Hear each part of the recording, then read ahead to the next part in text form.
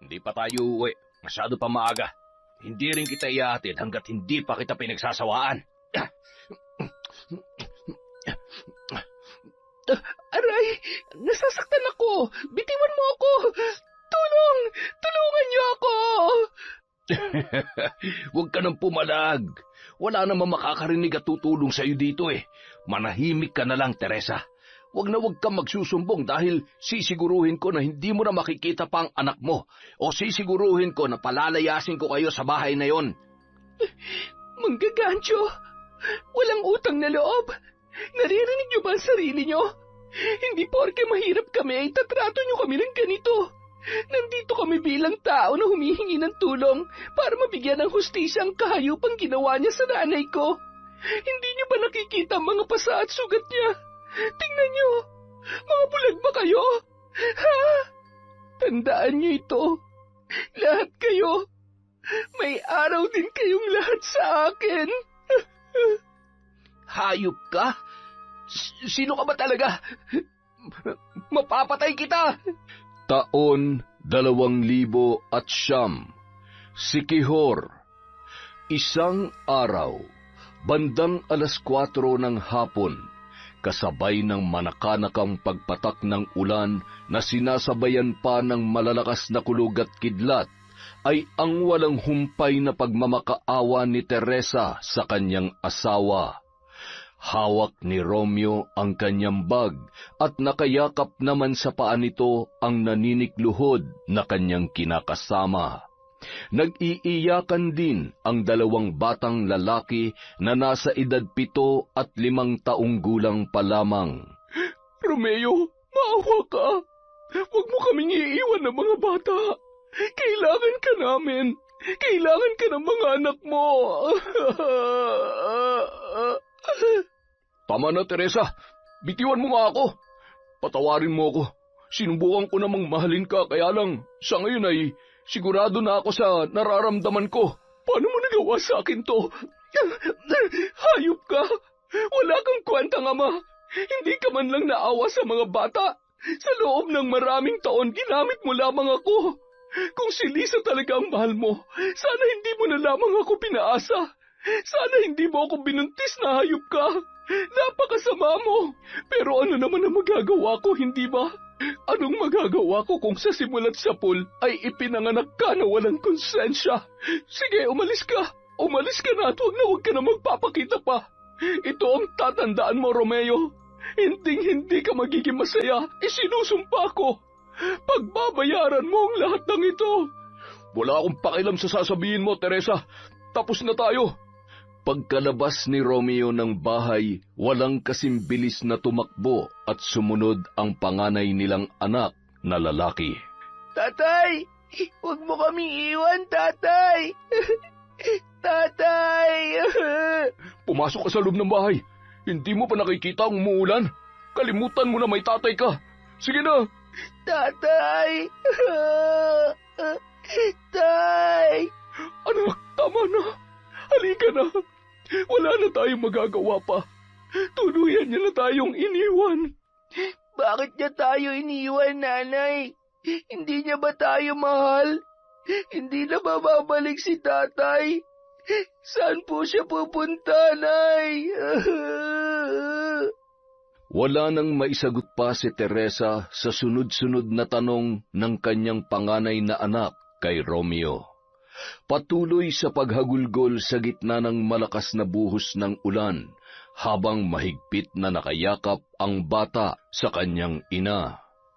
Hindi mapigilan ni Teresa ang pagdaloy ng luha sa kanyang mga mata habang nakikitang nasasaktan sa nangyari ang kanyang mga anak. Pinupunasan niya ang basang katawan ng bata dahil sa ulan at pagkatapos ay pinalitan niya yon ng damit. Ramdam niya ang dobleng sakit na nadadama ng 2 batang naguguluhan pa rin sa mga nangyayari. Nung mga oras na yon, mas nanaig ang takot na kanyang nararamdaman kung paano gagampanan ng mag-isa ang responsibilidad na iniwan sa kanya ni Romeo. Ang panganay na anak na si Ara ay nasa edad 15 taon pa lamang at nag-aaral noon sa sekundarya. Anak niya yon sa una niyang asawa na pumanaw 5 taon pa lamang matapos nilang maikasal. Maswerte na nagkaroon sila ng anak bago yun pumanaw, ngunit alam niya ang hirap na magpalaki ng bata na walang katuwang. Bagay na muling gumugulo sa kanyang isipan noong mga sandaling yun. Walang mapagkukunan ng sapat na pera si Teresa para itaguyod ang araw-araw na pangangailangan ng kanyang mga anak. Ume-extra lamang siya sa paglalaba kay Don Gregorio. Yun din ang may-ari ng lumang bahay na kanilang tinitirhan. Mula kasi na magloko si Romeo ay hindi na sila nakapagbayad ng upa sa bahay na kanilang inuupahan, kaya naman pinalayas sila ng may-ari noon. Nagmabuting loob na tinulungan sila ng matandang mayaman na si Don Gregorio, kaya sila ay pinatira sa nasabing bahay. Matapos mabihisan ni Teresa ang anak, tumungo siya sa kusina at binuksan ang lalagyan nila ng bigas. Lalo lamang siyang napahagulgol nang makita ang kakarampot na laman ng kanilang bigasan. Nadatnan siya ni Ara sa ganoong sitwasyon na nanggaling pa sa sentro. Pinagbabantay kasi yon ng tindahan ng kanyang guro kapag araw ng Sabado at Linggo. Nay, nandito na po ako. May dala po akong bigas at... Oh, bakit umiyak kayo? Totoy? Bunso? Ano nangyari? Nasaan si nanay? Umalis si tatay, ate. Iniwan niya na tayo. Lumayas na siya at hindi na siya babalik pa. Naku, huwag na kayong umiyak. Nandito naman kami ni nanay diba? Mahal na mahal namin kayo at hindi namin kayo pababayaan. Sandali lang at ilalagay ko muna tong mga dala-dala kong pagkain sa kusina. Nagugutom na ba kayo? Opo, ate. Gutom na po kami. O siya, sige. Magluluto muna ako, ha? Nakangiti, ngunit may kurot sa puso ni Ara na makita sa ganong kalagayan ang kanyang mga kapatid. Tumalikod at napabuntong hininga siya nang makita ang basang bahagi ng kanilang sala mula sa tumutulong sira-sirang bubong. Dumiretso sa kusina at nadatnan ang kanyang nanay Teresa na nakatulala habang hawak ang pantakal ng kanilang bigas. Nay, okay lang po ba kayo? Ako na po dyan. Umupo po muna kayo. Ay, tubig. Gusto niyo po ba ng tubig? Sandali lang po, ha? Heto po, Nay. Uminom po muna kayo ng tubig. Salamat, anak. Totoo po ba? Umuwi kanina si tatay at... Huwag na lang natin pag-usapan. Okay lang ba kung ikaw na munang mag-asikaso dito sa kusina? Masakit kasi ang ulo ko. Iidlip lang muna ako, anak. Ilang gabi na rin kasi akong hindi makatulog na maayos. Masyado po kasi kayo nag-iisip ng kung ano-ano, kaya ayan. Sige, nanay, magpahinga na po muna kayo. Huwag po kayo mag-alala, kaya natin to. Basta, magpakatatag lang po kayo at kailangan namin kayo ng mga kapatid ko. Wala naman po tayong magagawa kundi tanggapin at magpatuloy na lamang sa buhay. Ay, huwag kayo mag-alala. Kapag nakapagtapos na ako ng pag-aaral, sisiguruhin ko na bibigyan ko kayo ng magandang buhay, Nay. Salamat, anak. Napakaswerte ko dahil may anak akong katulad mo. Mahal na mahal ko kayo ng mga kapatid mo. Yan ang palagi ninyong tatandaan. Mahigpit na yakap na lamang ang itinugon ni Ara sa kanyang ina, bago yun tumalikod at muling tumulo ang mga luha. Huwag kayong mag-alala. Balang araw ay magiging maayos din ang lahat. May dahilan kung bakit kailangan pagdaanan natin ang lahat ng ito. Basta ako, hanggat kaya ko, hanggat humihinga ako, mayroong pag-asa. Ako ang aahon sa pamilya natin sa kahirapan, Nay. Abalang naglinis ng buong bahay habang nagluluto ng hapunan ang dalaga. Pagkatapos ay ginising niya na ang mga nakatulog niya ring kapatid, katabi ng kanilang ina. Totoy, bunso, bangon na. Nakaluto na si ate. Nay, kain na po tayo. Sige lamang, anak. Kumain na kayo. Hindi pa ako nagugutom. Sigurado po ba kayo? Baka hindi pa po kayo kumakain mula kanina, ha? Siya, titirhan na lamang po namin kayo ng pagkain. Ang kulit mo naman. Busog nga ako, di ba? Kumain na kayo.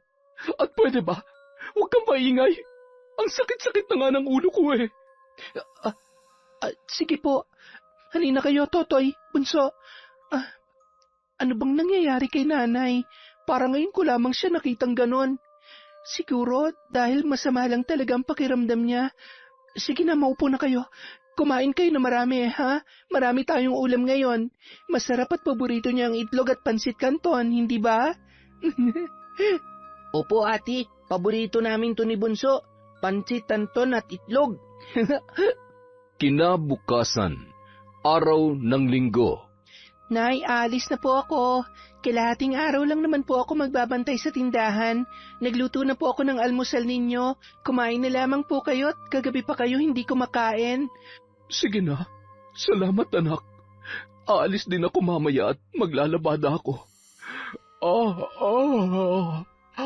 Masakit pa rin ang ulo ko at katawan. Kung hindi po kaya ng katawan ninyo, ako na lamang po maglalaba mamaya pag uwi ko, Nay. Hindi na, anak. Ako na. Mag-iingat ka, ha?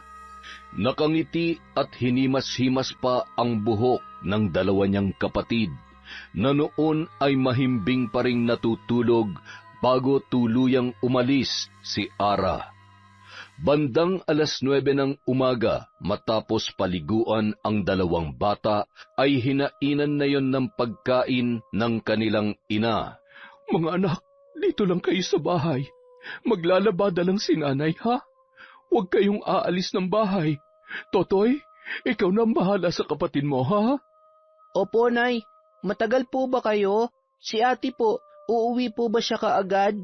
Mamayang tanghali ay uuwi na ang ate Ara ninyo. Basta dito lang kayo sa loob ng bahay maglaro. Naiintindihan niyo ba si nanay? Opo, Nay. Nagpatuloy sa pagkain ang dalawang bata. Malungkot namang tinitigan ni Teresa ang muka ng kanyang mga anak bago siya tuluyang umalis. Nang makarating siya sa mansyon ni Don Gregorio, ay agad na iniabot sa kanya ng isang kasambahay ang kanyang mga lalabhan sa araw na yon. Habang naglalaba, ay nataon namang pumanhik si Don Gregorio sa may labahan para iabot ang ilang uniforme na ginagamit niya sa kanyang opisina. Nakasuot lamang yon ng manipis na shorts at walang damit pantaas. Teresa, makikisuyo nga ako nitong mga uniforme ko. Unahin mo muna at ingatan mo, ha? Kayo po pala, Don Gregorio. Magandang umaga ho. Akin na ho. Ako na po ang bahala dyan. Ayos ka lang ba? Mukhang namumugto yung mga mata mo, ah. Kumusta naman ang paninirahan nyo sa lumang bahay? Kumusta kayo ng mga anak mo? Umuwi na ba si Romeo? Ayos lang naman po kami ng mga bata. Si Romeo po, wala na po siya. Tuluyan na pong sumakabilang bahay. Hayaan mo na. Ganyan talaga ang buhay. Malas niya dahil nagawa niyang ipagpalit ang isang butihing may bahay na tulad mo. Napakasipag mo at higit sa lahat ay maganda ka. Kung may kailangan kayo ng mga bata, magsabi ka lamang. Huwag kang mahihiyang lumapit sa akin, ha? Sir, nakahanda na po ang almusal niyo sa mesa. Hinihintay na po kayo ng apo ninyo. Ay siya, sige. Mag-almusal na rin kayo. Teresa, tumayo ka muna rin at mahirap magtrabaho na walang laman ng tiyan. Nag-almusal na ho ako bago ko umalis sa bahay.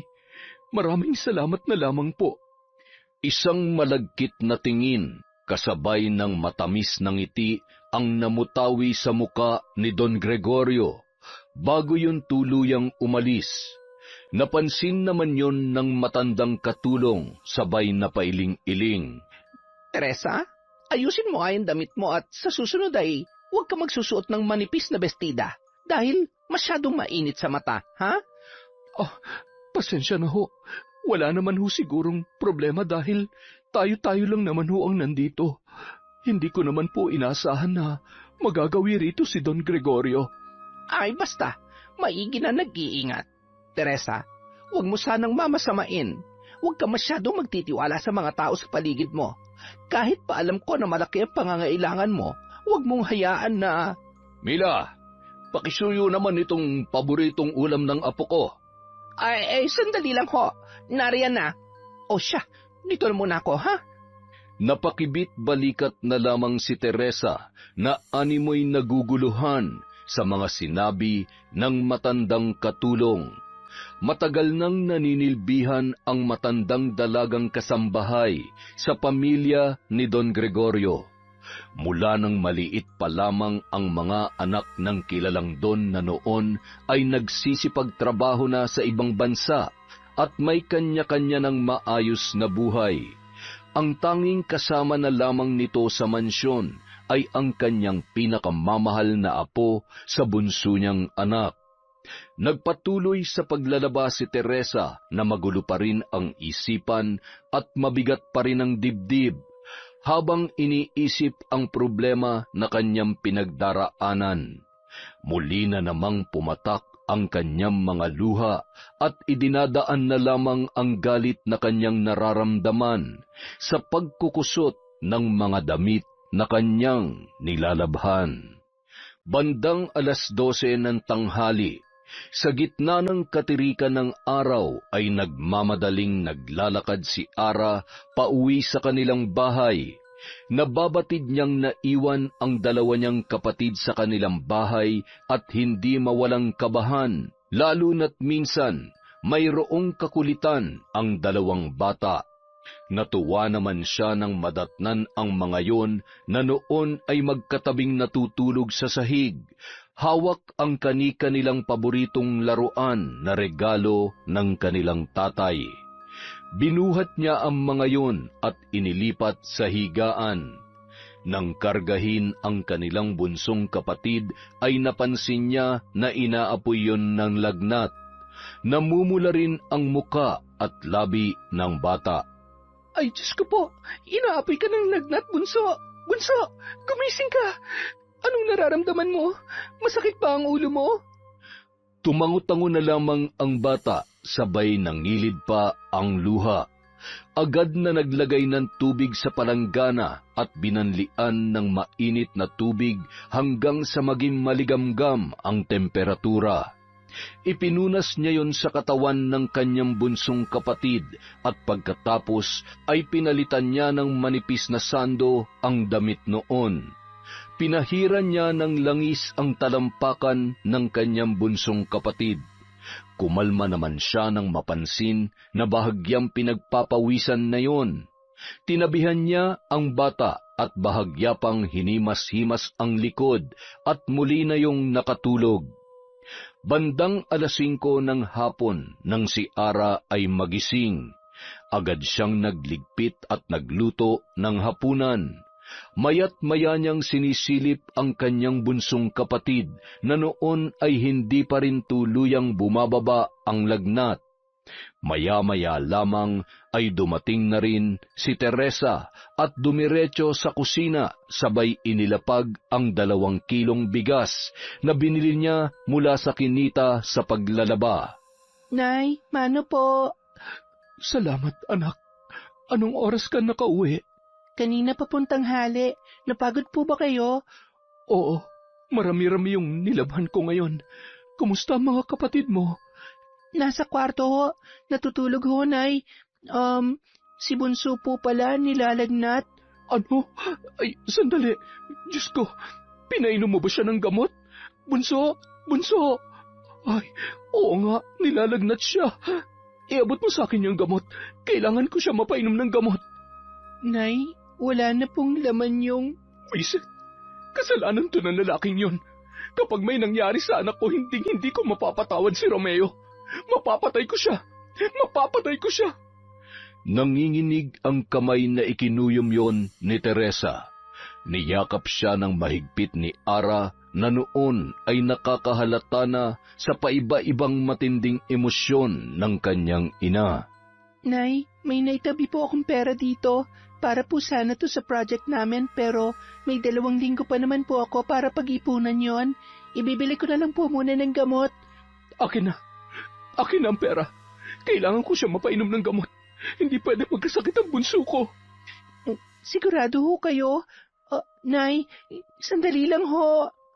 Patakbo pang umalis si Teresa at wala man lamang pakialam yon sa damit niyang basa pa dahil sa paglalaba. Wala sa sariling pumara ng tricycle at sumakay yon papunta sa bayan. Pagkarating sa bayan ay agad siyang bumaba ng tricycle at dire-diretsyong naglakad na hindi man lamang naririnig ang boses ng driver na noon ay tinatawag siya. Aling Teresa! Aling Teresa! Yung pamasahin niyo po!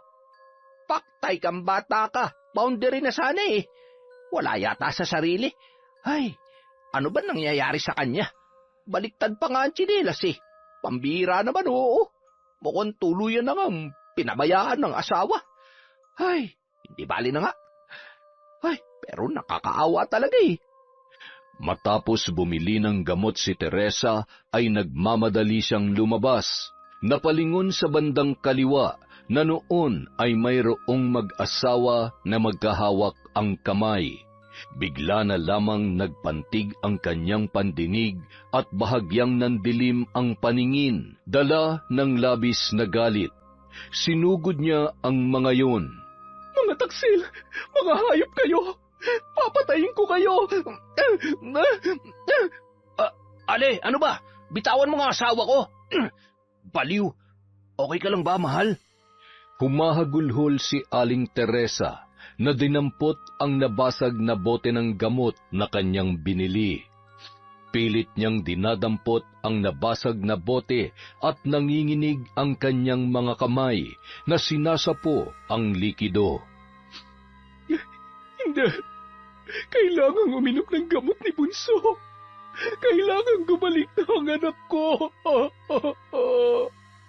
Isang babae naman ang lumapit at nagpakalma sa kanya.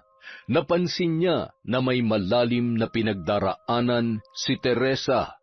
Tinulungan niya yung bumangon at pinaupo sa tabi. Doon ay tuluyang bumuhos ang emosyon ng ginang at naikwento ang tunay na kalagayan ng kanilang pamilya.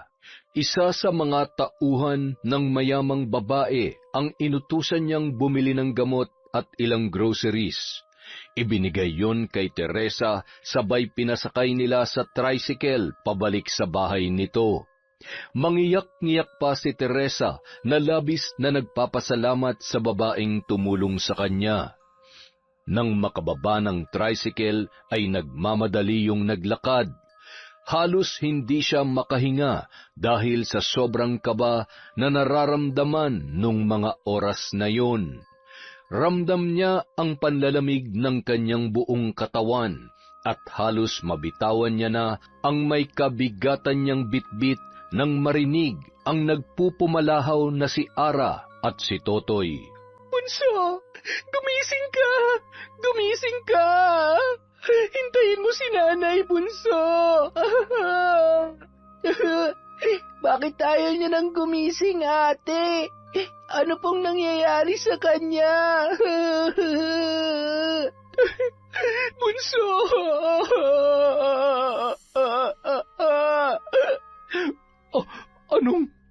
Ano nangyari, ha? Kumuha ka ng kutsara, bilisan mo. Paiinumin ko siya ng gamot. Bunso, anak ko. Nandito na si Nanay. Marami akong pasalubong sa'yo. Anak, hindi mo ba ako naririnig? Magsalita ka. Kausapin mo ako. Ara, bilisan mo. Ano ba? Anak, huwag mong gawin sa akin to. Huwag mong iiwan si Nanay. Maawa ka naman sa akin. Hindi. Hindi ka pwedeng mamatay, anak ko. Nabalot ng kalungkutan at pagdadalamhati ang buong kabahayan. Makalipas ang 1 buwan, matapos mailibing ang bunsong anak ni Teresa, ay wala pa rin yon sa sariling katinuan. Madalas ay nakatulala at palakad-lakad sa kung saan-saan. Isang araw, Nay, wag ho kayong aalis ha. Masyado hong mainit sa labas. Tingnan niyo ho yung paa niyo, may mga sugat na. Totoy, bantayan mo muna si nanay ha, papasok lamang si ate. dahil sa mga nangyari, hindi na nakapagpatuloy pa sa pag-aaral si Totoy. Pilit na lamang tinatapos ni Ara ang ilang linggo ng kanyang pasok. Pinagtitiisan niya rin ang pangungutya ng kanyang mga kamag-aral dahil sa kondisyon ng kanyang inang si Teresa. Iskolar sa pribadong paaralan kung saan nag-aaral si Ara dahil sa matalino yon at masipag sa kanyang pag-aaral. Lagi itong nangunguna sa klase kaya naman wala siyang binabayaran. Ang apo ni Don Gregorio na si Juan ang isa sa mga kalaban niya sa kanilang klase. Mayabang at madalas ay pinag-iinitan ang kanyang mga kamag-aral. Isa na sa kanyang mga binibiktima ay si Ara. Uy, sa wakas pumasok ka na, Pango. May exam pa naman tayo ngayon. Nag-aaral ka ba? Naku, paano pag bumagsak ka? Ha? Saan ka na pupulutin yan? Wala ka namang pambayad ng tuition. Wala na nga ata kayong makain eh. Sa pagkakaalam ko, kung hindi dahil sa lolo ko, hindi maipalilibing na maayos yung namatay mong kapatid. Tapos, yung labandera naming may sayad, nanay mo pala yun? Classmates, nakita nyo na ba nanay nito, ha? Yung nanay niyang aning-aning, palakad-lakad at... sabihin mo ng kahit na ano sa akin, pero hindi ko hayaan na kutsain mo ang nanay ko. Wala kang alam, kaya di ko may ang bibig mo kung ayaw mong basagin ko yung pagmumukha mo. Ang yabang mo asal kalye ka pala eh. Ang lakas ng loob mo na itulak ako. Alam mo ba kung saan ka pupulutin? Baka nakakalimutan mo, ultimo bahay na tinitirhan nyo ay pag-aari ng lolo ko. Kaya matuto kang lumugar. Pareho lang kayo ng nanay mo, baliw. Sabi lang manahimik ka. Sa sobrang lakas ng suntok ni Ara, ay pumutok ang nguso at tumulo ang dugo sa ilong ng binatilyo. Nakakuyom ang palad at nagngingit-ngit sa galit na susugurin pa sana ang noon ay nakaupo at umiiyak ng si Juan dahil sa matinding takot sa dugo. Sakto namang dumating ang kanilang mestra at ipinadala sa klinik si Juan at agad namang pinapunta sa guidance office ang dalaga. Nagpaliwanag siya sa kung anong totoong nangyari at kung bakit niya nagawa yun kay Juan. Hindi naman siya pinaniwalaan dahil wala man lamang isa sa kanyang mga kaklase ang nagsalita para sa kanya. Bagkus ay pinagkaisahan pa siya ng mga yon. Suspendido at binalaan din siya na posibleng mawalan ng bisa ang pagiging iskolar niya, dahilan para manlumo ang dalaga. Wala sa sarili na umuwi at hindi mapigilan ang pagpatak ng kanyang luha dahil sa isang iglap ay tila gumuho ang kanyang pangarap na makapagtapos sa pag-aaral. Balang araw, pagsisisihan niyo ang ginawa niyo sa akin. Habang naglalakad at nagpapahid ng luha, napalingon siya sa mga taong nagkukumpulan at nagbubulong-bulungan. Mula sa di kalayuan ay nakita niya ang kanyang ina na nakadamit pantaas, ngunit wala yung shorts at wala ding sa pinangpaa. Gulo-gulo ang buhok, sumasayaw-sayaw habang may hawak na manika at isang mahabang tinik na kulay itim. Pinagbababato pa yon ng mga bata at tinatawag na baliw. Walang kasing bilis na tumakbo si Ara papalapit sa kanyang ina at sinigawan ang mga bata na noon ay naghahalakhakan na tumatakbo papalayo. Ang sasama niyo! Napakasama niyo! Nay, tara na po! Umuwi na tayo! Naghihintay na po si Totoy sa bahay. Bakit po ba lumabas pa kayo? Sino ka? Huwag mo kong hahawakan. Ikaw ba ang kabit ng asawa ko? Oo, ikaw nga. Babarangin kita. Babarangin ko kayo. Lumayo ka sa akin. Pangit ka. Aray, Nay, ako to. Nasaan na yun? Diyos ko, bakit naman po kailangan namin pagdaanan ng lahat ng ito? Tulungan niyo po ako. Hindi ko na po alam ang gagawin ko. Huwag niyo naman po hayaan na mapahamak si Nanay. Nagpasya na lamang na umuwi muna sa bahay si Ara dahil natitiyak niya na naghihintay si Totoy at nag-aalala na rin nung mga oras na yon. Habang naglalakad ay nakasalubong niya si Totoy, umiiyak at tinatawag ang kanilang ina. Nang makita ang kanyang ate Ara ay agad yung tumakbo at yumakap ng mahigpit na animoy takot na takot. Ate, nawawala po si Nanay. Tumakas si Nanay, ate. Huwag ka nang umiyak. Tara na, umuwi na muna tayo. Magbibihis lang ako tapos hahanapin natin siya, ha? Tahan na. Samantala, habang palakad-lakad papunta sa mansyon ni Don Gregorio si Teresa, sakto namang nadaanan ng sasakyan yon ng matanda. Huminto ang sasakyan sa tapat ng babae at tinawag si Teresa. Teresa, saan ka pupunta? Halika, sumama ka sa akin. Gusto mo bang ihatid kita sa bahay mo? Siguradong hinahanap ka na ng mga anak mo. Mga anak ko? Ang ganda ng sasakyan mo. Pwede ba akong sumakay dito? Oo naman. Sige na. Dahan-dahan lang. Samahan mo muna ako, ha? Pagkatapos ay ihahatid na kita sa mga anak mo tapos bibigyan kita ng maraming pera. Okay ba yon? Pera? Oo. Gusto kong maraming pera. Bibili ako ng gamot sa bunso ko. May lagnat siya eh. Wala din baon si Totoy. Pagod na ang anak kong si Ara. Matalino yun.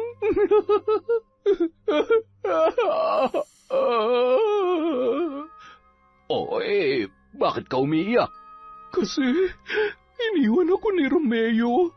Inagaw siya sa akin ng malanding babae na yon. Tingnan mo to, paparangin ko sila para mamatay sila tapos papangit sila pareho.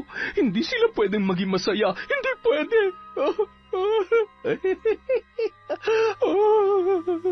Huwag ka na magalit. Kalimutan mo na yung asawa mo. Gusto mo bang mamasyal? Ipapasyal mo ko Don Gregorio? Ay, salamat po. Ang bait-bait niyo talaga. Matutuwa ang mga anak ko. Pero huwag mong sasabihin kahit kanino na mamamasyal tayo, ha? Huwag mong sasabihin na ako ang kasama mo. Magtatampo ko.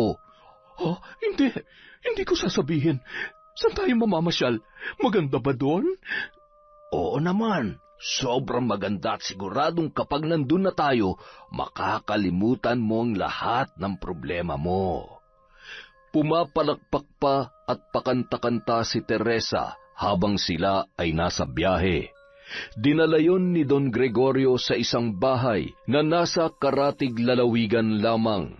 Doon niya dinadala ang ilang mga babaeng natitipuhan niya at katulad ni Teresa, walang laban at sa gabing yun ay gagawin niya ring biktima. Wow! Ang ganda-ganda naman ng bahay mo, Don Gregorio. Ay, maraming alikabok. Gusto niyo po linisan ko tapos... Ay, bakit niyo po ako hinahalikan? Magagalit ang asawa ko. Teresa, wala nang asawa mo. Kaya ngayong gabi, kalimutan mo muna siya. Hindi ba't niloko ka niya at pinagpalit sa iba? Kaya kung ako sa'yo, kalimutan mo na yon. Mabuti pa sumunod ka sa akin. Bibigyan kita ng mas magagandang damit. At ang dumi-dumi na ng katawan mo. Siguro kung saan-saan ka na naman nagpunta kanina. Maligo ka muna, ha? Nang inabot ni Don Gregorio ang isang magandang damit mula sa isang aparador, ay tuwang-tuwa naman si Teresa. Agad yung tumungo sa banyo at naligo na animoy bata na naglalaro. Nang tawagin yon ng matanda, ay agad naman nang nagbanlaw at lumabas, suot ang kulay puting bestida. Napakaganda mo, Teresa. Alam mo bang ang tagal ko nang hinihintay ang pagkakataong ito? Sa wakas ay mapapasakin ka na rin. Bakit mo isinasara ang pinto? Kailangan ko nang umuwi. Baka umiiyak na si Bunso. Ihatid mo na ako. Hindi pa tayo uuwi. Masyado pa maaga. Hindi rin kita ihahatid hanggat hindi pa kita napagsasawaan. Aray, nasasaktan ako. Bitiwan mo ako. Tulungan niyo ako. Huwag ka nang pumalag. Wala namang makakarinig at tutulong sa iyo dito. Manahimik ka na lang, Teresa. Huwag na huwag ka magsusumbong dahil sisiguruhin ko na hindi mo na makikita pa ang mga anak mo. O di kaya naman, palalayasin ko kayo sa bahay na yon. Ayoko. Bitiwan mo ako. Huwag, maawa ka. Aray ko, lintik kang. Bakit mo ako kinagat, ha?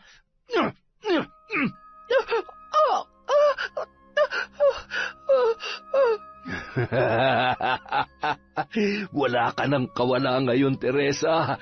Akin ka na. Akin ka lang.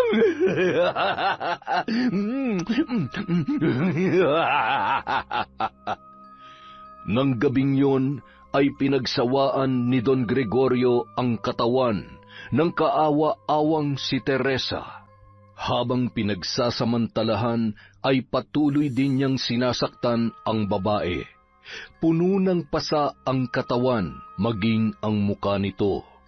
Nawalan ng malay dahil sa labis na takot at panghihina dahil sa panghahalay ng walang awang matanda. Nang isakay niya sa kotse si Teresa ay wala pa ring malay. Nang makarating sila sa isang alanganing lugar, iniwan niya na lamang doon ang babae na nakahandusay sa gilid ng kalsada at nagmamadaliong sumakay at umalis. Samantala, mangiyak-ngiyak na rin ang magkapatid na sina Ara at Totoy na umuwi sa kanilang bahay.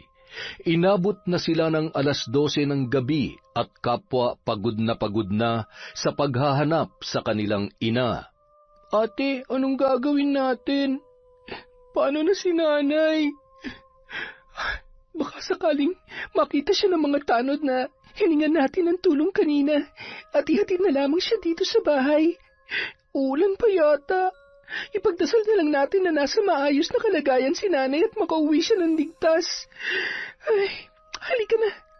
Kumain muna tayo at kanina pa kumakalamang sikmura ako eh. Ay, pasensya ka na, Totoy, ha? Alam kong hindi madali ang sitwasyon natin ngayon. Huwag ka mag-alala. Maawain ng Diyos at lilipas din ang lahat ng ito. Mahigpit niyang niyakap at hinimas-himas ang ulo ng kanyang kapatid na si Totoy. Kinaumagahan, nagising ang dalawa dahil sa sunod-sunod na katok sa kanilang pintuan. Tulungan niyo ako! Buksan niyo itong pinto! Nay, ano nangyari sa inyo? Bakit ang dami niyong pasa? Sino may gawa nito sa'yo? Huwag ka maingay. Isara mo ang pinto, bilis. Si Don Gregorio, masama siya. Papatayin niya ako. Papatayin niya ang mga anak ko. Shh, huwag ka maingay. Nay, ano ba talaga nangyari? Anong ginawa niya sa'yo? Nirape ka ba ng hayop na yon? Nay, sumagot ka! Huwag mong sabihin yan. Magtago tayo. Huwag kang lalabas. Shh, shh, shh. Napasalampak sa sahig, hawak ang ulo at napahagulhol na lamang si Ara sa itsura at takot na nababasa niya sa muka ng kanyang ina. Nababatid niya ang kahayupang ginawa ni Don Gregorio kay Teresa. Nay, huwag kayo matakot. Kailangan natin magsumbong at pagbayarin ang may gawa nito sa'yo. Tumingin ka sa akin, Nay. Tutulungan ko kayo. Hindi natin palalampasin to. Halika na. Mahigpit na yumakap si Teresa kay Ara na animoy batang takot at nangangailangan ng pagkalinga. Isinama rin nila sa barangay hall si Toto na hindi halos makapagsalita at naguguluhan sa mga nangyayari. Sa mukha nito ay mababanaag ang takot at kaba. Nang makarating sa barangay ay agad na nagsumbong si Ara sa kanilang kapitan at ilan pang opisyal ng barangay na naroroon. Kilala mo bang taong pinagbibintangan ninyo? Alam ko ang hirap na pinagdadaanan nyo, iha, lalo na't ganyan ang kalagayan ng nanay mo. Pero hindi naman tama na gawin yung daan yan para manggancho. Hindi ba't si Don Gregorio pa nga ang tumutulong sa inyo? Napakawalang utang na loob nyo naman. Manggagancho, walang utang na loob. Naririnig nyo ba ang sarili nyo? Hindi porke mahirap kami ay itatrato nyo kami ng ganito. Nandito kami bilang tao na humihingi ng tulong para mabigyan ng hustisyang kahayupang ginawa niya sa nanay ko. Hindi nyo ba nakikita ang mga pasa at sugat niya? Tingnan nyo, mga bulag ba kayo? Ha? Wala sa tamang pag-iisip ang nanay mo. Paano kung gawa-gawa niya lamang sa imahinasyon niya mga pinagsasasabi niya sa'yo? Sinasabi ko sa'yo, iha, baka lalo lamang kayo mapahamak kapag itinuloy niyo pa ang pagrereklamo. Tandaan niyo ito, lahat kayo. May araw din kayong lahat sa akin. Tara nanay, Totoy, umuwi na tayo. Abat, masyadong matapang, wala namang sapat na ebidensya. Hay, ang aga-agay nakakasira ng araw. Matawagan nga si Don Gregorio at nang mapalayas ang pamilya mukhang pare-parehong may tililing. Noong araw din yun, nang malaman ni Don Gregorio ang tungkol sa mga nangyari, ay naglakas loob pa yung pumunta sa bahay ng mag-iina. Nang matanawan yon ni Teresa, ay wala yung kasing bilis na nagtago sa ilalim ng isang katre at takot na takot. Anong ginagawa niyo dito? Nakarating na po ba sa inyo ang pagrereklamo namin laban sa inyo? Nandito ako para iparating sa iyo ang labis na pagkadismaya ko sa mga nalaman ko. Ako pa talagang sisiraan ninyo? Ako na tumulong at siyang may-ari ng bahay na ito? Hindi ko mapapalampas ito, lalong-lalo na't nalaman ko na sinaktan mo rin pala ang apo ko. Aba, hindi ka nga talaga ata marunong lumugar, iha. Mukhang sumusobra ka na. Sumusobra? Alam nyo, oo, napakalaki ho ng utang na loob namin sa inyo. Pero kahit kailan ho, hindi tamang pagsamantalahan ng kahinaan ng ibang tao. Oo, wala ho sa tamang pag-iisip ang nanay ko. Pero alam ko rin po na nagsasabi siya ng totoo. Wala ho kaming laban sa inyo dahil mahirap lang kami. At dahil mahirap kami, lahat ng mga taga rito mapapaniwala nyo sa kasinungalingan nyo. Aalis ho kami dito pero ito lang po ang tandaan ninyo. Pagbabayaran nyo sa takdang panahon ng mga kasalanan nyo sa amin. Ni isa, wala pang nagtangkang kalabanin ako, iha. Siguraduhin mo lang na bago sumapit ang dilim, nakaalis na kayo. Kung hindi ay mapapaaga ang pagkatupok nyo hanggang sa tuluyang kayong maging abo. At ni isa walang tutulong sa inyo. Ingrata! Bitawan niya po ang ate ko. Huwag niyo po siyang sasaktan. Ate! Nakangisi at dinuro-duro pa ni Don Gregorio ang dalaga na punong-puno ng pagbabanta. Nung araw ding yon, nag-alsabalutan ang mag-iina. 100 lamang ang laman ng pitaka ng dalagita. Sumakay sila ng tricycle papuntang bayan at doon ay maghahanap ng pwede nilang upahan. Naisip ni Ara na mas madali siyang makakahanap ng mapapasukan doon ng trabaho. Isang malaking kahon naman ang hindi binibitawan ni Teresa na animoy naglalaman ng importanteng bagay na kanyang pinakaiingat-ingatan.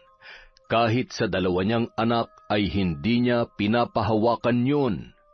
Habang sila ay nakatayo sa tapat ng isang botika, ay biglang kumaway ang kanilang ina sa isang magandang ginang na mayroong maayos na postura. Tumakbo si Teresa at mahigpit na yumakap doon, na labis namang ikinagulat ni Ara kaya nagmamadali siyang sinundan yun. Nako, pasensya na po kayo. Ikaw bang panganay niyang anak? Ikaw ba si Ara? Anong nangyari sa nanay mo? Bakit ang dami niyang pasa? Ho? Kilala niyo ho ang nanay ko? Siya ang tumulong sa akin. Magandang babae at mabait. Bumili siya ng gamot ni Bunso at maraming pagkain. Wala na si Bunso. Patay na siya. Nandun na siya sa langit, kaya malungkot na si nanay. Wala na yung ikinalulungkot ko. Diyos ko, nakakaawa naman. Ay, teka, bakit kayo nandito at bakit ang dami niyong dalang damit? Saan kayo pupunta? Ang totoo po niyan, hindi ko pa po alam. Pinalayas ho kami ni Don Gregorio, yung may-ari ho ng bahay na tinutuluyan namin. Si Don Gregorio? Wala pa rin palang puso ang hayop na yon. Siguradong may ginawa na naman siyang kademonyohan. Magagabi na't delikado kung maghahanap pa kayo na matutuluyan. Sa kondisyon ng nanay mo ay mahihirapan ka lang. Sumama na lamang kayo sa akin. Huwag kayong matakot. Hindi ako katulad ni Don Gregorio. Sa tingin ko ay kailangan natin ang tulong ng isa't isa, iha. Sumakay kayo sa sasakyan ko. Sa bahay na lamang natin pag-usapan ang lahat. Hindi pa rin makapaniwala si Ara na sa pagkakataong yun ay tila ba isang himala na may taong tutulong sa kanila. Para sa ikabubuti ng kanyang ina at kapatid ay hindi siya tumanggi, lalo na't nararamdaman niya ang kabutihang loob at intensyon ng ginang. Matapos maghapunan ay pinainom ni Miranda ng pampatulog si Teresa upang maging kalmado at makapagpahinga ng maayos. Pagkatapos ay seryoso nilang pinag-usapan ni Ara ang mga nangyari. Napakahayop talaga ng lalaking yon. Tumanda na't lahat-lahat ay mapagsamantala't manyakis pa rin. Dati akong empleyado sa kumpanyang pagmamay-ari ng kanilang pamilya. Dalaga pa ako noon. Ay, isa rin ako sa maraming biktima ng kababuyan niya. Wala lang akong kakayahang lumaban noon, kaya mas pinili kong manahimik at magpakalayo-layo na lamang. Pero hinding-hindi ko makakalimutan kung paano niya binaboy ang pagkababae ko. Kinasusuklaman ko siya. Hinding-hindi ko rin po siya mapapatawad sa ginawa niya kay nanay. Babalikan ko siya. Sila ng apo niya, pareho silang demonyo. Huwag ka mag-alala. Tutulungan kita, Ara. Tutulungan kita sa paraan na kaya at alam ko. Kailangan nating maging maingat. Kaya paghahandaan natin ang lahat. Kailangan sa muli niyong paghaharap, may laban ka na at ikaw naman ang titingalain nila. Isasama ko kayo sa Maynila at kailangan din nating maipagamot ang nanay mo. Matalino ka, hindi ba? Gagamitin mo yan para maisagawa ang ating plano at higit sa lahat, mabago mo ang takbo ng buhay ninyo. Marami ka pang dapat matutunan para alam mo kung paano lalaruin ang ating mga kalaban. Isang bagong muka at pangalan nang noon ay nangangarap na dalaginding na nawalan na ng pag-asang makapagtapos ang nakapagtapos sa isang sikat na unibersidad sa Maynila. Matalino, matapang at isa na ring mayamang negosyante. Gamit ang apelyido ng asawa ni Miranda, kinilala na siya ng ginang bilang tunay na anak. Sa tindig at kagandahan ng bago niyang muka ay walang sinumang makakaalam sa masalimuot na pinagdaanan niya sa nakaraan. Makalipas ang 5 taon, muling bumalik sa probinsya ang dalaga at sa pagkakataong yun ay handa na siyang maningil at pagbayarin ang mga taong nagkasala sa kanila. Sa isang silid, hawak niya ang kahon na pagmamay-ari ng kanyang ina. Matagal niya ring inaral kung paano gagamitin ang mga nilalaman noon. Mas nadagdagan pa ang kanyang kaalaman sa tulong ng isang mahusay na mambabarang na binayaran niya upang masigurong matagumpay niyang maisasagawa ang pambabarang. Inilapag niya ang kagamitan at sinigurong nakasara ang pinto ng kanyang kwarto. Isang malaking bungo na may iba't ibang nakasulat na orasyon ang nasa loob noon. Sinindihan niya ang isang pulang kandila na simbolo ng galit at pasakit na ipararanas niya sa taong kanyang babarangin sa gabing yun. Nakangisi niyang pinagmamasdan ang naglalagablab na apoy ng kandila. Sinimulan niyang bigkasin ang mga kakaibang salita habang pinapatakan ang bungo. Katulad ng buhay ng mga babaeng sinira at pinagsamantalahan mo, unti-unti mo ring mararamdaman ang pagguho ng mundo mo. Unti-unti kang malalanta na parang mga pangarap na winasak mo. Mawawalan ka ng lakas katulad ng mga babaeng pinilit at walang awa mong sinaktan habang pinagsasamantalahan. Lahat ng meron ka ay mawawala sa'yo. Ako ang karma mo, Don Gregorio. Ako ang babaeng tatapos ng kahayupan mo. Ako ang puputol sa sungay mo. Babalik ako at ipaparanas ko sa iyo ang galit at sakit na pinaranas mo sa mga biktima mo. Malapit na ang iyong pagbagsak. Kukunin ko ang lahat sa iyo. Lahat-lahat, pati ang buhay mo. Kasabay ng mga halakhak ang sunod-sunod na katok ni Miranda sa pinto ng kwarto ni Lara. Lara, anak, buksan mo tong pinto.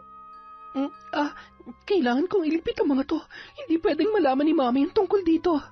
Matapos iligpit ang gamit at mag-spray ng pabango sa kanyang kwarto, nagmamadali niyang binuksan ang pintuan noon. Ano ba't amoy? Nagsindi ka ba ng kandila at naligo ka ba ng pabango? At saka, bakit parang pawis na pawis ka? Sira bang aircon mo? Wala ho ito. Doon na lang po tayo sa sala mag-usap. May importante po ba kayong sasabihin sa akin? Wala naman. Gusto ko lang makasiguro kung handa ka na ba talagang humarap ulit sa apo ni Don Gregorio? Oo naman po. Sobrang tagal na nating pinagplanuhan ang lahat ng to, Mami. Kaya sa tulong ng mambabarang na nakausap ko, may sasagawa na natin ng matagumpay ang plano ko. Siya. Malaki ang tiwala ko sa iyo, Lara. Pero mag-iingat ka, ha? Huwag ka magpapatalo sa bugso ng galit na nararamdaman mo sa mga hayop na yon. Kailangan manatiling kalmado ka at wala silang malalaman tungkol sa iyo hanggat hindi mo pa napapabagsak ang mga yon. Makalipas ang 1 buwan, habang nasa biyahe si Juan di kalayuan pabalik sa kanilang mansyon, bigla na lamang nawalan ng hangin ang 2 gulong ng kanyang sasakyan. Ay, buisit! Kung kailan naman nagmamadali tsaka pa nasiraan. Padabog na lumabas yon at sinipa-sipa ang gulong, sabay na pabuntong hininga. Puros naman kamalasan ng araw na to. Buisit talaga. Maya-maya, bigla namang may tumigil na isang mamahaling sasakyan at bumaba ang isang magandang babae.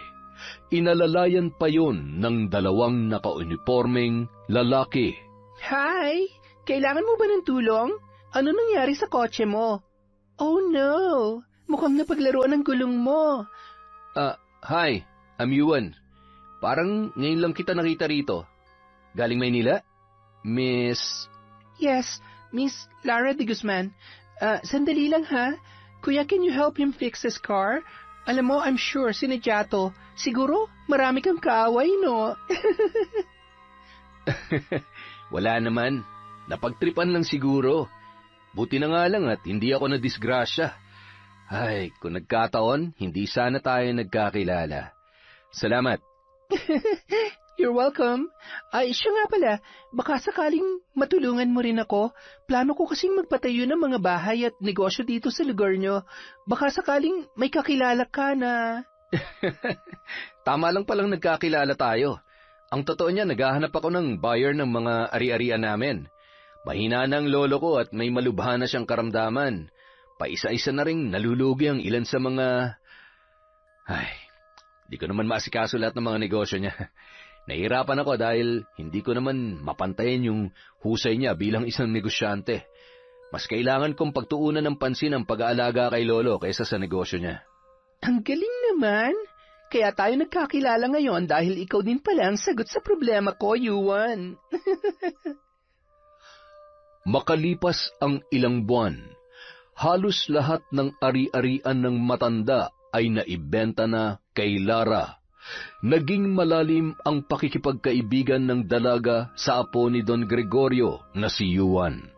Natutuwa naman ang matanda na makita ang babae na pinapangarap niya para sa kanyang butihing apo.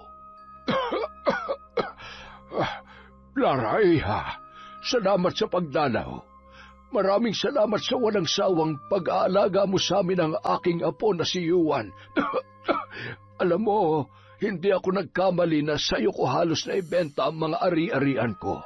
Lalo na't alam ko at nakikita ko kung gaano ka kagaling sa negosyo. Kung mayroon man akong hihilingin ngayon, sana'y magkatuluyan kayo ng aking apo. Nakikita ko na nagkakasundo kayo. Alam mo ba na ni minsan ay wala pa siyang babaeng ipinakilala sa akin? Ikaw pa lamang. Kayo po talaga? Matalik na magkaibigan lamang po kami. At saka, hindi po ba alis din naman po siya kapag wala na kayo? I mean, kapag patay na kayo. Pero, hindi ko po sinasabi na malapit na kayo mamatay, ha? Ano lang po, nabanggit niya lang sa akin na kung sakali man, susunod na rin siya sa parents niya sa ibang bansa. Ay, nakakalungkot mang isipin. Pero hindi ko nga yata matatakasan ang katotohanan yan. Hindi ko na rin maintindihan kung bakit hindi ako gumagaling. Kung ano-ano na lamang na sakit ang dumadapo sa katawan ko. Wala man lamang nagawa ang kayamanan ko para manatiling malakas ako. Ganyan po talagang buhay. Kaya nga po habang malakas pa tayo, piliin natin maging masaya at tumulong sa ibang tao. Para naman, kapag nawala tayo dito sa mundo, maaalala lahat ng kabutihan na ginawa natin. Libre maging masaya, basta wala tayong sinasagasaan na tao. Lalong-lalo na yung mga taong nasa laylayan, yung wala nang kakayanang ipaglaban ng kanilang sarili. Ay, ano ba yan? Naninikip ang dibdib ko. Pakiabot nga ang tubig, iha. Salamat. Alam mo, iha, sa lalim ng mga sinabi mo para namang masyadong mahirap ang pinagdaanan mo para maging ganap kang isang mayamang negosyante. Tama po kayo. Lahat po ng paghihirap ay pinagdaanan ko na bago ko narating ang buhay na meron ako ngayon. Kaya nga po, kung may tao man akong hindi makakalimutan, yun ay ang mga taong walang puso at mapagsamantala. Ay, sandali lang po ha. May itatanong lamang po ako kay Yuan. Ngumiti pa ng matamis ang dalaga bago tuluyang lumabas sa kwarto ng matanda. Ay, walang-wala pa yan sa sakit na mararanasan mo, tanda. Siyempre, gusto ko munang masaksihan kung paano ka luluha kapag nawala ang pinakamamahal mong apo. Nasaan na nga ba yun? Yuan? Yuan? Sinong babaeng kausap niya? Umiiyak ang babae. Ang sabi niya kay Yuan ay kailangan nitong panagutan ang batang kanyang dinadala. Pinangakuan siya nito ng pagmamahal at pakakasalan. Sinabi rin niya na pinilit lamang siya ni Yuan. Bakit ba ang kulit mo? Gaano ka ba kasigurado na ako ang ama niyang dinadala mo? Ay nako, lasing ako noon. Lasing tayo pareho, kaya imposible. Alam mo, mas mabuti pa, ipalaglag mo na lang yan eh. Isa pa, hindi ka ang babaeng pinapangarap ko. Magkaka-girlfriend na ako at siyang gusto ko at mahal ko. Sige na, malis ka na. Kung kailangan mo ng pera, eto. Siguro naman sapat na yan para matapos na yung problema mo. Napaiyak na lamang ang babae at pinipilit si Yuan.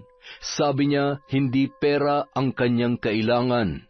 Dahil sa mga narinig, itinulak siya ng malakas ng binata. Ang kulit mo naman eh, umalis ka na nga. Yuan, hindi mo ba narinig ang sinabi niya? Anong klase kang lalaki, ha? Ganyan ka ba talaga? Ano pang itinatago mo? Sa mga nakita ko, hindi ikaw ang Yuan na nakilala ko. Isa kang monster. Ang pangit ang ugali mo. Miss, okay ka lang? Halika, sumama ka sa akin. Lara, wait. Let me explain. Wala kang dapat ipaliwanag. Wala ka nang kailangan sabihin pa dahil sa totoo lang, basang-basa na kita. Matagal ko nang alam kung anong klase kang tao. Nanatiling blanko at tila ba binuhusan ng malamig na tubig ang binata. Hindi niya maipaliwanag ang sakit na nararamdaman at pagkadismaya para sa kanyang sarili. Makalipas ang ilang linggo, nagulat na lamang si Yuan nang bigla siyang arestuhin ng mga pulis. Nakulong yun dahil sa sapat na ebidensya na ipinakita ni Lara at ng babaeng tinulungan niya. Nakunan kasi ng video ang pag-abot ng pera at pagpilit nito sa babae na ipalaglag ang bata na nasa kanyang sinapupunan.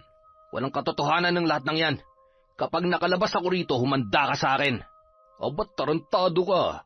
Ikaw pa may gana magalit? Abusado! Mula sa di kalayuan, nakangising nagmamasid si Lara habang hinihintay ang babae. Alam ko namang kaya mo magpiyansa, pero wala nang masasarap pa sa pakiramdam na makita ka sa loob ng rehas. Ano kayang mararamdaman ng lolo mo ngayon? Ay...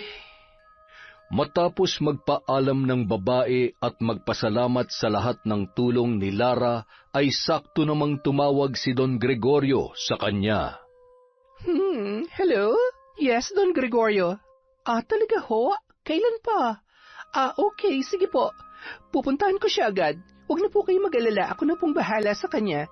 Babalitaan ko na lamang po kayo. Opo, bye! At bakit naman ako tutulong sa mga demonyong katulad nyo? Sisiguruhin ko na hindi ka na makakalabas ng buhay sa kulungan. Bye, bye, bye! Agad na bumiyahe ang dalaga at tumungo sa pinapagiba niyang mga bahay na nakatayo sa patatayuan niya ng panibagong bahay na paupahan. Hindi niyo ako mapapaalis dito. Maawa naman kayo. Ako ang kapitana rito. Wala kami mapupuntahan. Ipinangako ni Don Gregorio na habang buhay na kami maninirahan dito sa lupain niya. Kaya... Excuse me? Si Don Gregorio po bang nagpatira sa inyo dito? Pues, gusto ko pong malaman niyo na ako na ang bagong nagmamay-ari ng kinatatayuan ng pabulok na bahay na ito at maging ng kinatatayuan mo.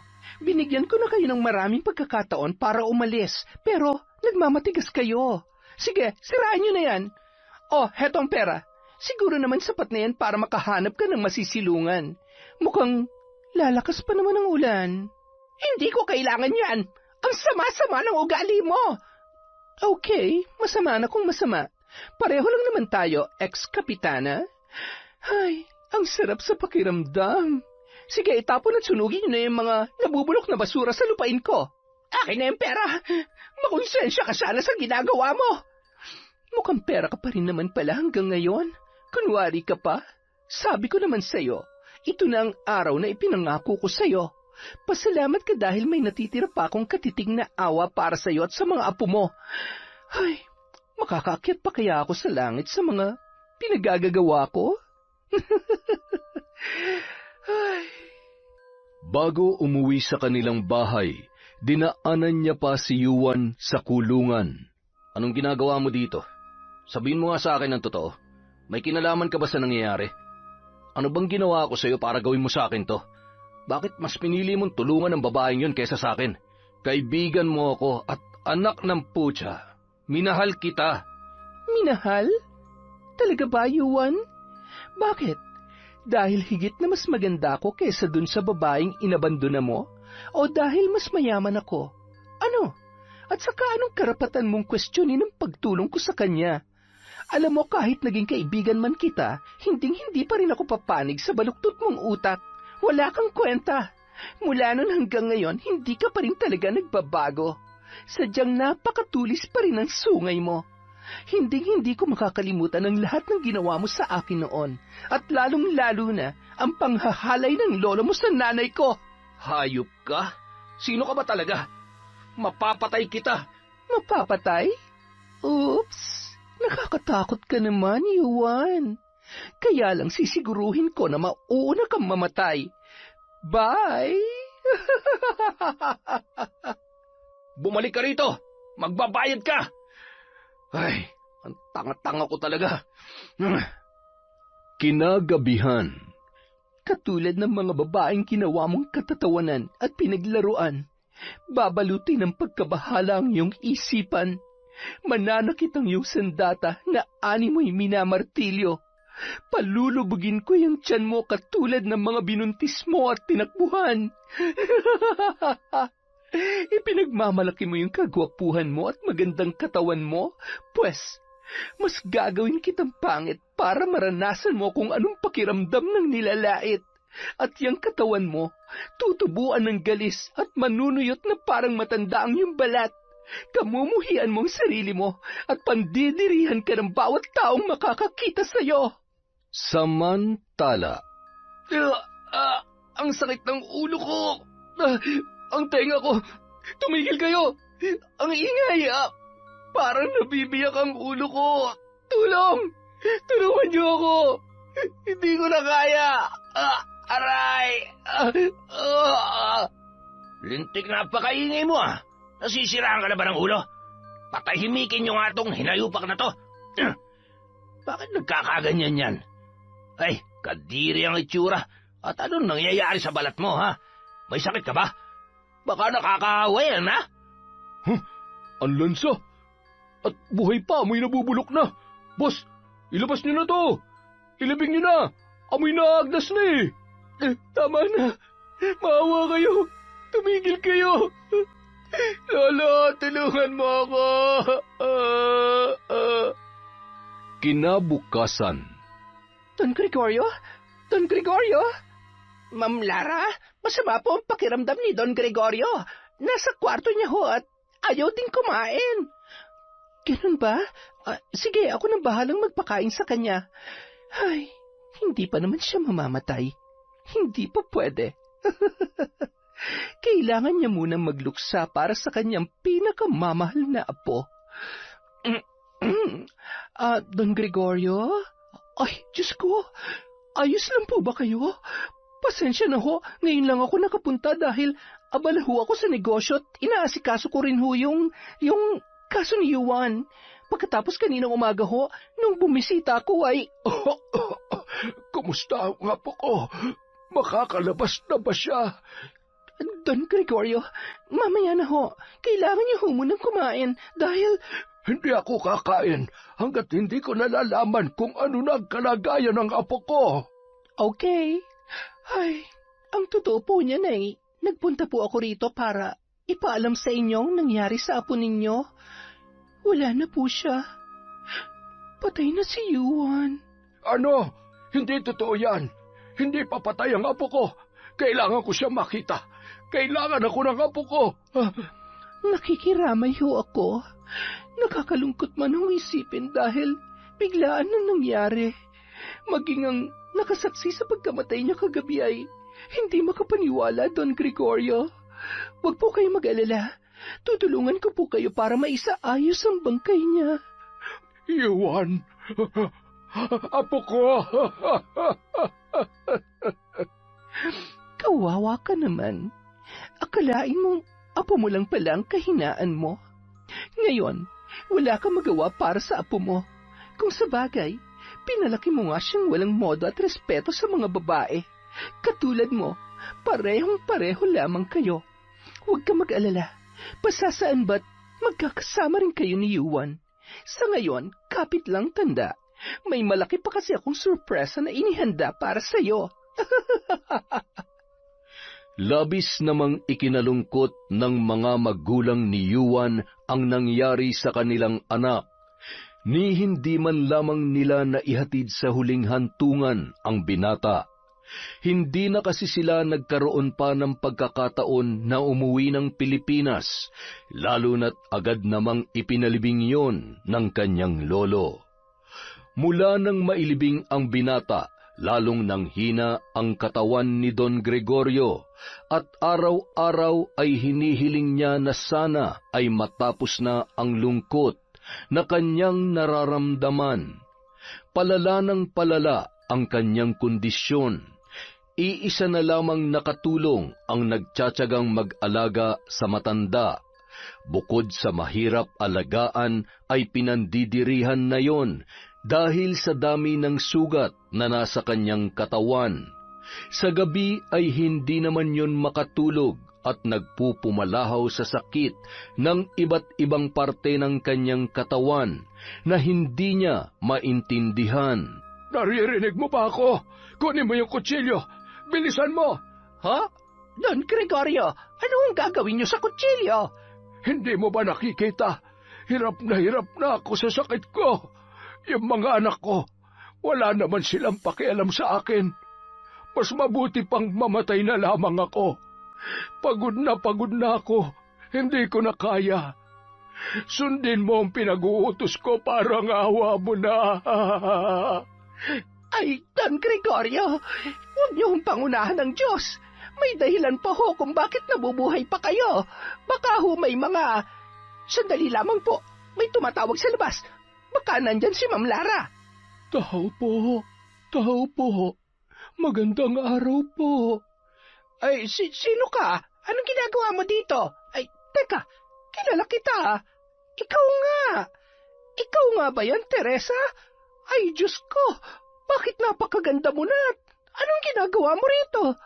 Kung mamarapatin ninyo, gusto ko sana makausap ng maayos si Don Gregorio. Gusto ko lamang humingi ng tawad at magpasalamat sa lahat ng kabutihan niya. Nagdala rin ako ng prutas dahil nabalitaan ko na meron siyang sakit. Ay, sige. Tumungo ka na lamang sa kwarto niya at dadalhin ko ito sa kusina at ipaghahanda kita na maiinom. Ay, nako, marami kang ikukwento sa akin. Mukhang mayaman ka na at, ay, napakaganda mo pa rin.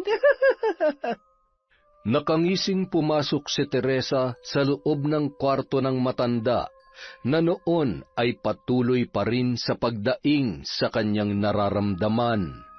Napatigil yon nang makita ang babaeng nakatayo sa may pintuan at unti-unting naglalakad papalapit sa kanyang higaan. Teresa, anong ginagawa mo dito? Bakit? Hindi ka ba masaya na makita ko? Buhay na buhay, malakas, at nasa katinoan. Hindi na ako baliw na kaya mong utuin at pagsamantalahan. Anong ibig mong sabihin?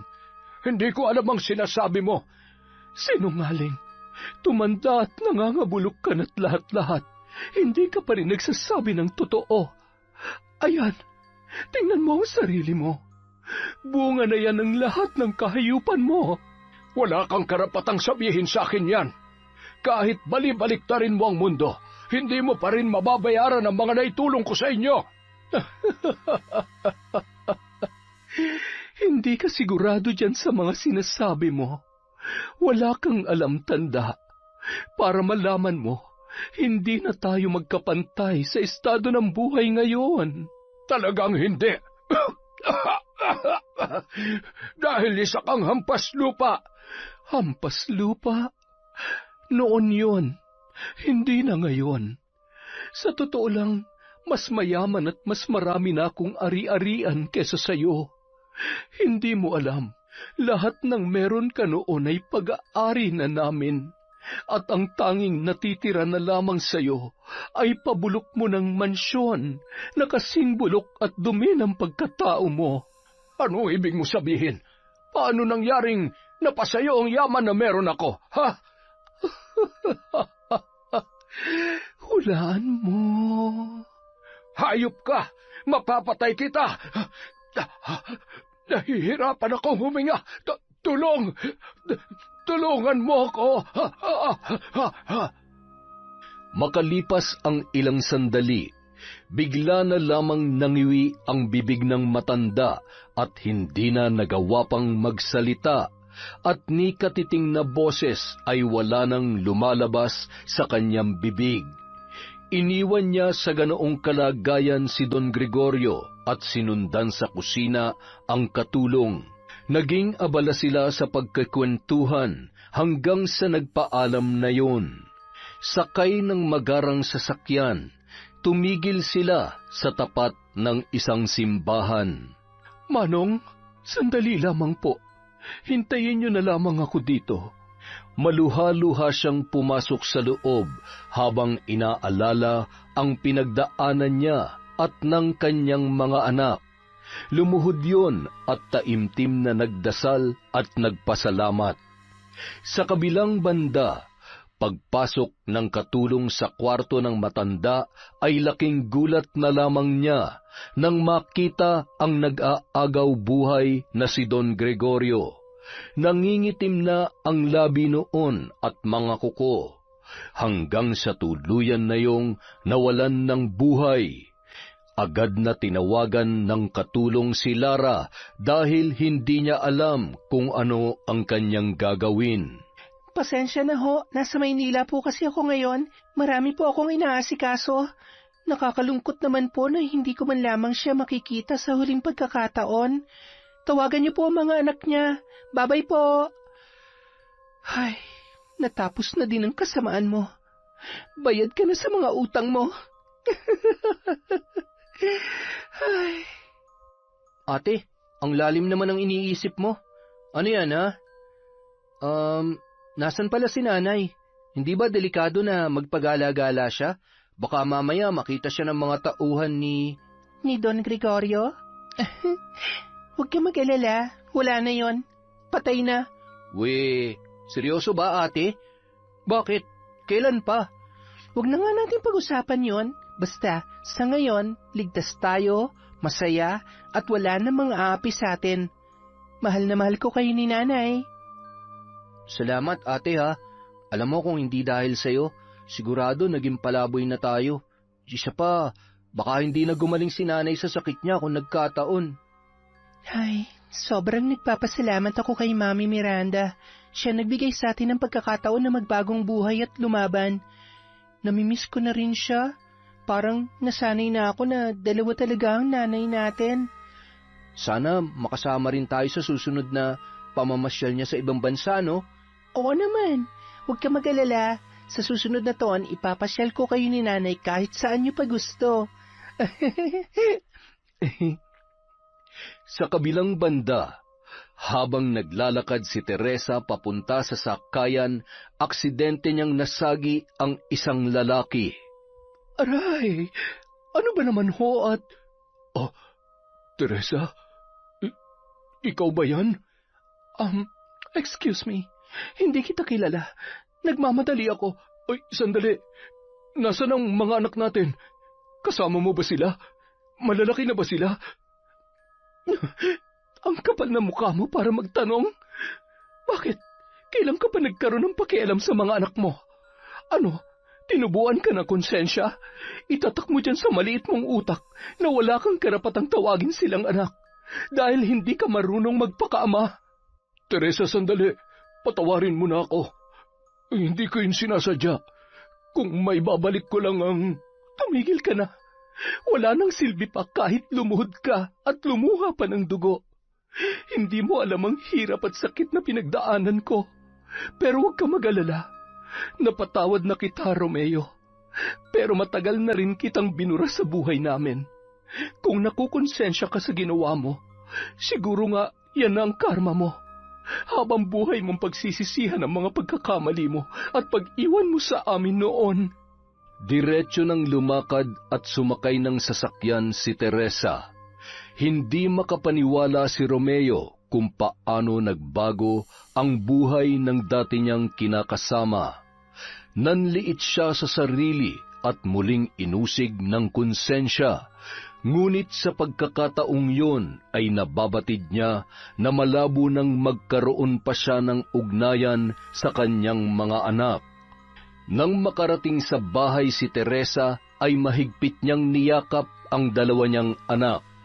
Okay lang po ba kayo, Nay? Umiiyak po ba kayo? Saan po ba kasi kayo pumunta? Okay lamang ako, anak.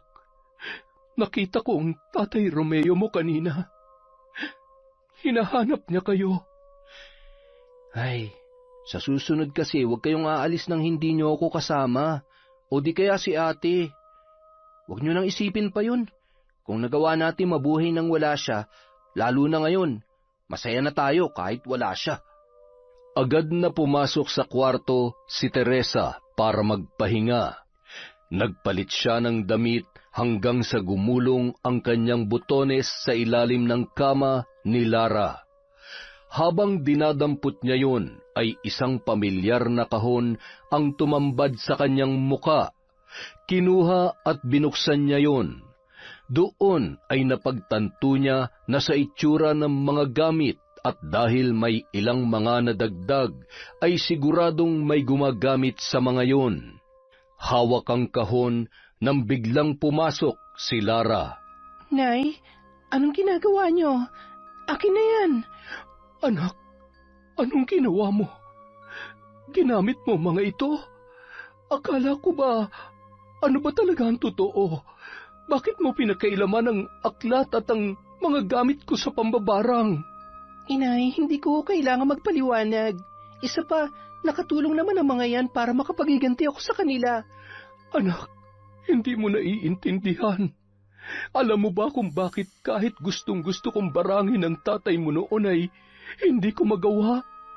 Lara, may kapalit ang lahat. May katumbas na buhay ang pagyakap mo sa kasamaan.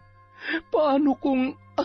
Ariko, Nay, ang sakit ng ulo ko. Totoy, tulungan mo ko. Ha? Ate, ano nangyayari sa kanya? Ate, kailangan natin siyang dalhin sa ospital, Nay. Huwag, hindi maaari. Hindi siya gagaling sa ospital. Kailangan natin ang albularyo na makakatulong upang tumiwalag siya sa itim na kapangyarihan na bumabalot sa kanya. Naguguluhan man si Totoy ng mga sandaling yon, ay minabuti niya na lamang na sumunod sa ipinag-uutos ng kanyang nanay Teresa. Binuhat niya ang kanyang ate Lara at agad na isinakay at pumunta sa isang kilalang albularyo. Bitbit naman ni Teresa ang kahon kung saan naroon ang mga gamit sa pambabarang. Wala nang malay si Lara nang makarating sila sa bahay ng matandang manggagamot. Matapos ilahad ni Teresa ang nangyari, ay agad naman nang isinagawa ni Mang Tino ang ritual. Mahirap talaga magpatalo sa galit. Marahil yun na nagtulak sa kanya na umanib sa kapangyarihang itim. Hindi ko maisa sa katuparan ng bagay na nais mo, Teresa, kung hindi aayon sa akin ang anak mo. Hanggat nananatili ang galit at sakit ng kanyang nakaraan at hindi pa siya handang talikuran ng lahat, hinding-hindi na siya makakawala sa bagsik ng itim na kapangyarihan. Masyadong malakas na ang ugnayan nila ng kanyang Diyos na sinasamba. Ngunit huwag ka mag-alala. Gagawin ko ang lahat ng aking makakaya. Magdasal tayo. Ipagdasal natin siya dahil kailangan natin ang gabay ng Panginoon. Itinali ni Mang Tino ang kamay at paa ni Lara habang wala pa yung sapat na lakas na magpumiglas. Pagkatapos ay inihanda niya ang kanyang mga kakailanganin. Ilang sandali pa ay nag-usal yon ng mga salita habang pinapahiran ng benditadong langis ang noo at pulso ng dalaga. Pakawalan niyo na siya sa ngalan ng Diyos amang makapangyarihan sa lahat. Bigyan mo ng liwanag ang puso't isipan ng dalagang ito. Sa tulong ng banal na tubig at kandilang itim, ilawan mo ang kanyang daan upang lisanin ang nakamamatay na kadiliman. Bigyan mo siya ng lakas upang bumangon sa nakalulunod at nakapanlilin lang na karunungan. Sa ngalan ng Ama, ng Anak at ng Espiritu Santo, palayain mo ang kanyang kaluluwa. Pakawalan niyo ako! Hindi niyo ako matatalo! Ayaw mo talaga? Sige, magmatigas ka. Ang asin at ang buntot pagi na ito ang tatapos sa'yo. Tama na!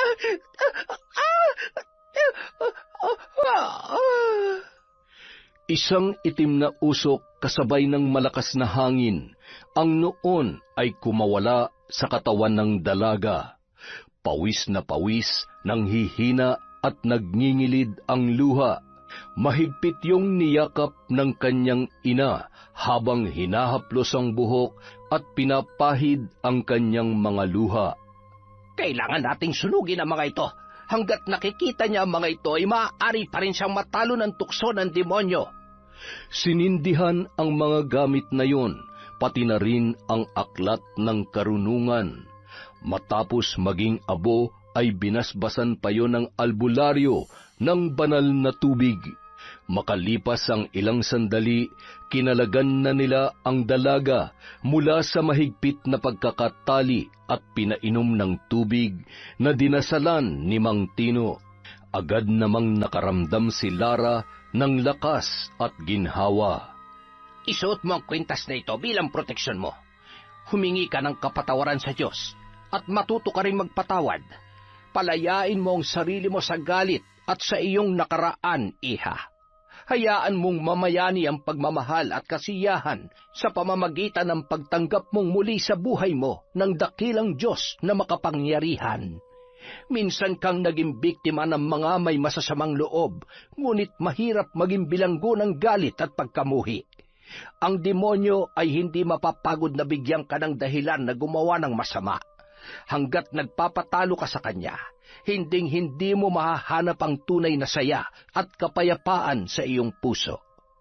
Makalipas ang 1 buwan, magkakasamang bumaba ng sasakyan ang mag-anak. Galing sila sa simbahan. Anak, nakasalubong ko pala kanina si Kapitana nung bumili ako ng kandila. Salamat daw sa tulong mo at sa libreng pagpapatira doon sa bahay. Wala ho yun. Makabawi man lang ako sa kamalditahan ko nung pinasira ko ang bahay niya.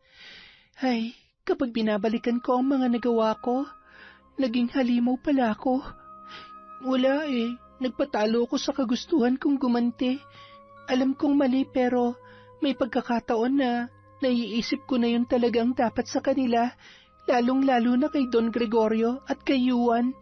Kung nabubuhay sila't mananatili makapangyarihan, paano na lamang ang mga taong kayang-kaya nilang abusuhin at pagsamantalahan, katulad ng ginawa nila sa Yonay, sa ginawa nila sa atin. Maaaring mali yung paraan ng paghahanap ko ng hustisya, pero kapag inaapakan ka na, hindi pwedeng wala tayong gagawin para lumaban. Patawarin ako ng Diyos sa lahat ng mga nagawa ko. Hindi ko alam kung mapapatawad niya pa ako, pero hindi ako magsasawang lumuhod at humingi ng tawad sa Kanya. Anak, anumang kasalanan na nagawa mo, hinding-hindi ka niya huhusgahan at tatalikuran. Hindi siya tumitingin sa laki at dami ng kasalanan. Hindi nababawasan ang pagmamahal ng Diyos para sa atin. Ilang beses man tayo magkasala.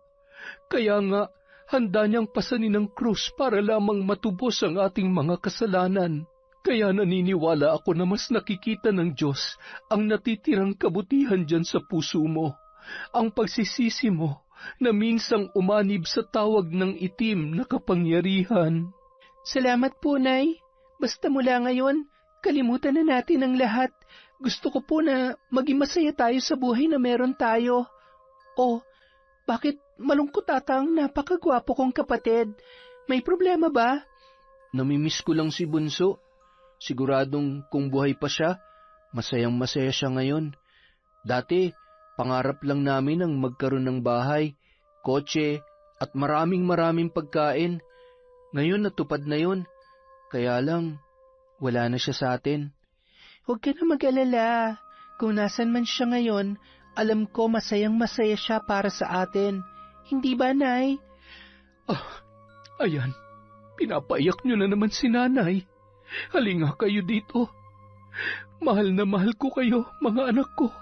Yun, napakaganda na naman ng kwento natin. Isang magandang araw po sa inyong lahat mula sa Kwentong Enteng. At dahil dyan, meron tayong shout-out. Marami po akong utang na shout-out. Simulan po natin kay Yachin Tamashiro. Hi kay Jude Soriano. Hello po kay Maria Agnes. Kay Mariam Bautista. Kay Ellen Kiano. Hi kay Alma Naong. Kay Agripina Balza. Hello po kay Ruben Cypress. Kay Vicky Yabut. Lagawang Xiao TV. Hello po kay Lemmy Seras. kay Comega Mix, kay Rods Labiaga, kay Lady Dam, shout out po kay Rosita Orenya, kay Kalampanog Vlog from Jenilyn Rodrigo. Hello po kay Vilma Nabor, kay Silent Bro from Lawi Kapastarlak. Hello po kay Monica Nieves, kay Lance MBB. Hello din po kay Marites Nalika. Hi kay Hana Maylin Sesgundo, kay Lorna Ramos at Luisa Ramos from, syempre, Elvira Ramos. Hi kay Mini C26 from Hong Kong. Hi din po kay Purificacion Pasinoble. Hello kay Charlene Gumansing, kay Ana Maria Lanza, sa Sibayan at Ventura family from Leonora Ventura. Hello po sa family ni Minerva Concepcion, kay Genevieve Virtusio. Hi po sa office mates ni Ginalyn Sibayan sa Presidential Security Command, Malacanang. Saludo po sa inyo.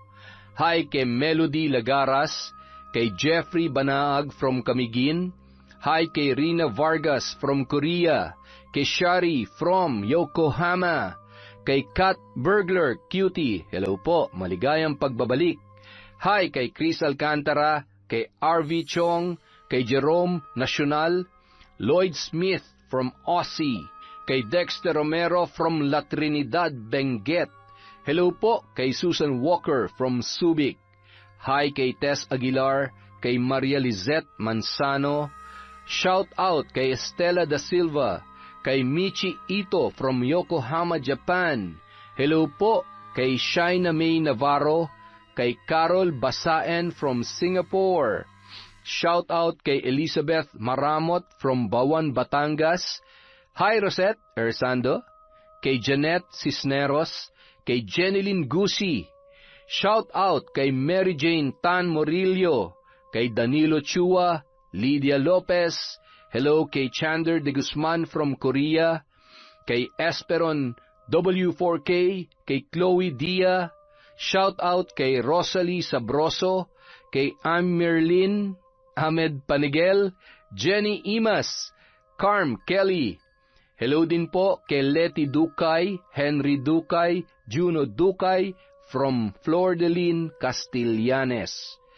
Hi kay Micaela Marie Cortez from Sri Lanka, kay Rachel Ignacio. Hello po kay Raquel de la Luna from China. Hi kay Maria Rosalie Galandes, Liza Takada at kay Mafel Alacto. Maraming salamat po sa walang sawang pagsuporta sa Kwentong Enteng.